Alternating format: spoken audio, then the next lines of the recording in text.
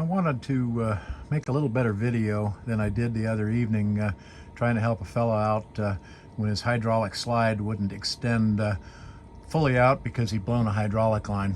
The sun's up, it's about 31 degrees, so I got my slides out where we can actually see something, and I just want to readdress this to make sure everybody understands when you would use this emergency method to manually open your hydraulic slides.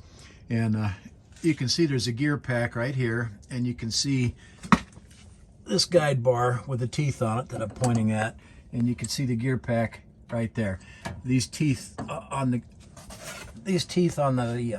rod right here mesh with the gear pack teeth right here, and as the slide travels out, there's also one forward that you can see.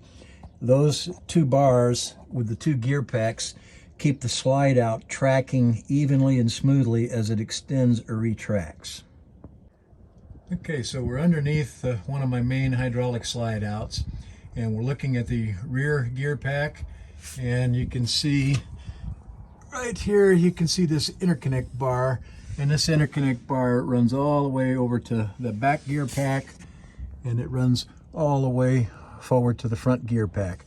So if you blow a hydraulic line and you need to get that slide the rest of the way out, you can take a crescent wrench or a wrench and you can put on this slide out like so on the connecting rod and push down on this, which is going to drive these bars outward, and you can crank this interconnect rod, and what that's going to do is going to drive these two gear packs, and we'll zoom in on the gear pack. It's going to drive those two gear packs, and it's going to allow you to manually crank that slide out all the way open. Or if you were needing to close the slides and you blew a line, the only way you're going to get that slide closed easily is using a wrench like what I've got right here, and you can manually close it. And what we're looking at right now is I'm laying down, we're looking underneath the back end of the Alpine where the rear tire is at, and on these Alpines, the hydraulic lines, you can see this hydraulic cylinder right here, and you can see the piston right here, and there's one on the other side as well. And so the hydraulic lines, if you follow directly in line across the belly here, about in the center, up underneath the coroplast, and some people are going to say, well, what's coroplast? Well, that's the bottom stuff that's covering everything up underneath your belly. Up underneath that coroplast is where those two hydraulic lines are going to hook up. There's two cylinders there, one for each slide, and there's going to be the OEM lines are colored black for the return and orange for the pressure side. If you blow one of those lines, you'll know it, because you'll see hydraulic fluid starting to leak out on the ground. You'll see it down on the ground, and you'll see your coroplast belly has got wet, messy fluid all over the place. And so some are going to say, well, you know, how do you get to that if I want to repair it? Well, there's only one way to get to it, and in my case, you have to drop this spare tire all the way down and remove this entire rack assembly, which I chose not to do earlier this year when I had a line leak on us. We had, the wife and I replaced a line, and so what I did is I dropped that spare tire and cut three sides on the coroplast, dead center where these actuators are at, dead center underneath the belly, so that I could reach up in there and get access to the hydraulic line, disconnect it, and then disconnect it on the other end and pull it out, and then install a new line. That's going to be more than what you're probably going to be able to do in most cases if you're out in the field. So that's why I'm showing you this emergency method on how to use these interconnect bars right here. And you want to get up in the middle of that interconnect bar, and then a nice size crescent wrench will do the job, and you can slowly crank that slide open or closed. And understand that when you do that, if you've got a blown line, that yes, you're going to have hydraulic fluid that's going to continue to come out, and drip on the ground and, you know, make a mess. But if you're in a jam like that, that's the only thing you're going to be able to do.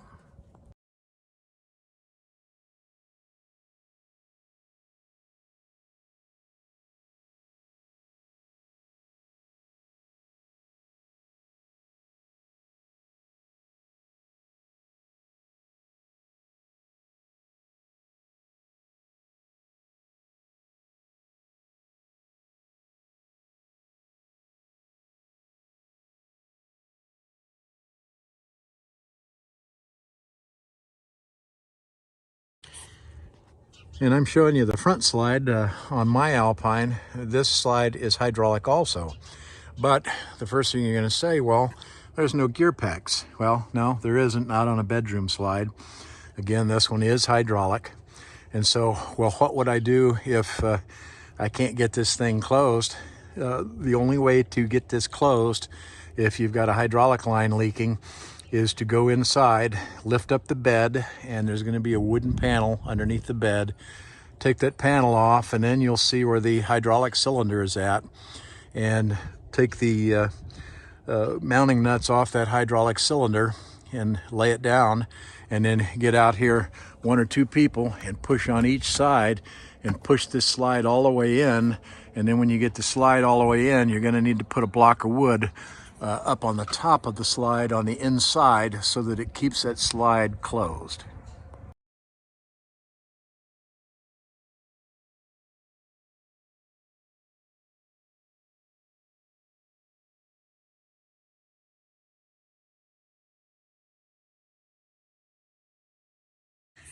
I had one guy send me an instant message the other night after I helped this other fella that had a problem with his hydraulic slide, wouldn't extend because he had a blown line.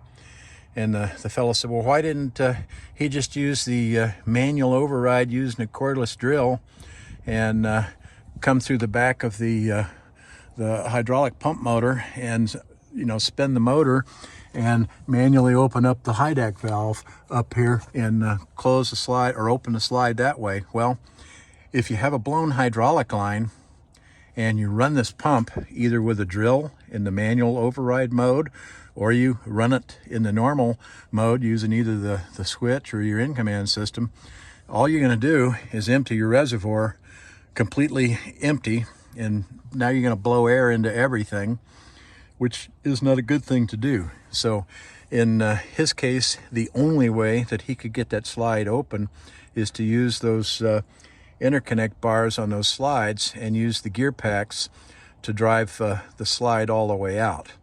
And I want to caution you, when you do that, be aware even though you're doing it with a wrench and you're just slowly manually opening or closing that slide, you're still pushing hydraulic fluid through that broken line. And so you're going to empty this reservoir down quite a bit. And so hopefully you're carrying fluid with you. In my case, this is AW32 hydraulic fluid. A lot of the new Alpines, they're using automatic transmission fluid. And you can tell the difference. If it's ATF, it's red. If it's AW32, it's going to be a honey brown color like what you see in my reservoir. And you can see I have a full mark, and you can see where the level's at. And the level is down this much because I have all three hydraulic slides extended. And here at home, I keep all the levelers down during the winter. So again, pay attention to that hydraulic reservoir if you use the wrench to drive one of those hydraulic slides out because you've got a broken line.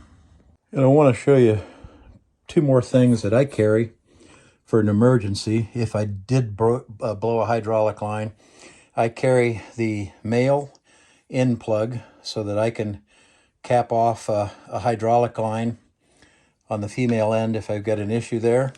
And I carry a female cap so that I can cap off the end of a hydraulic cylinder if I need to take a line off because it's blown and I've got issues. So this will these two caps, I carry 4 of those with me. And I also carry this little guy right here, and I'm going to show you the part number on it. And that should give you a pretty good view of the part number. And what this is it's an emergency field repair kit for a GIC 37 female connection. And so folks are going to say, well, what's a JIC 37 connection?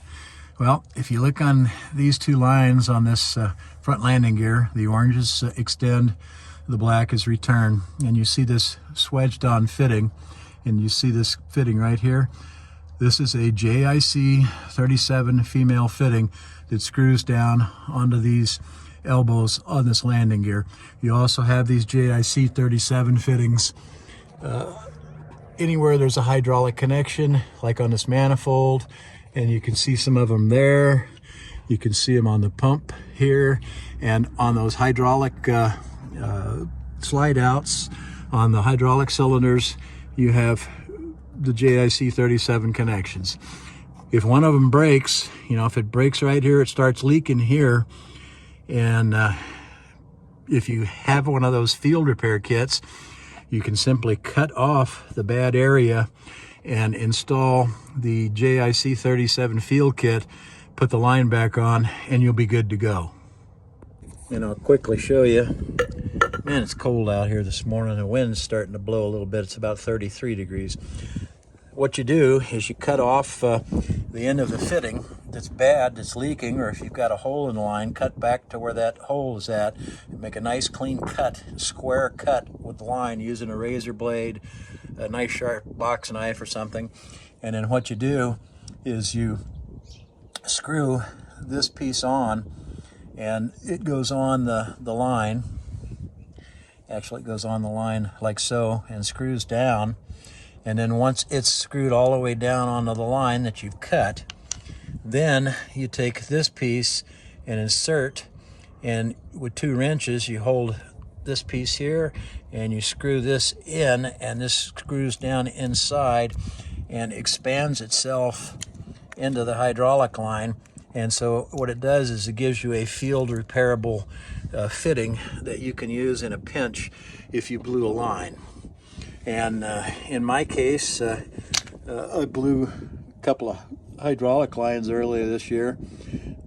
Was just sitting here in the driveway about 4 days before we were getting ready to go for a trip, and I noticed hydraulic fluid was leaking. And one of the slide outs blew an extend line. So, you know, after 8 years, I really couldn't complain. But the wife and I pulled out the line, took it down to Napa. They measured the line. I told them to make the line about 4 feet shorter than the original because it was way too long. There was a lot of extra line coiled up under that underbelly.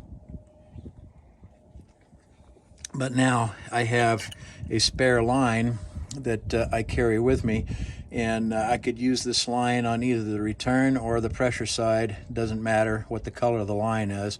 It's got JIC 37 fittings on both ends.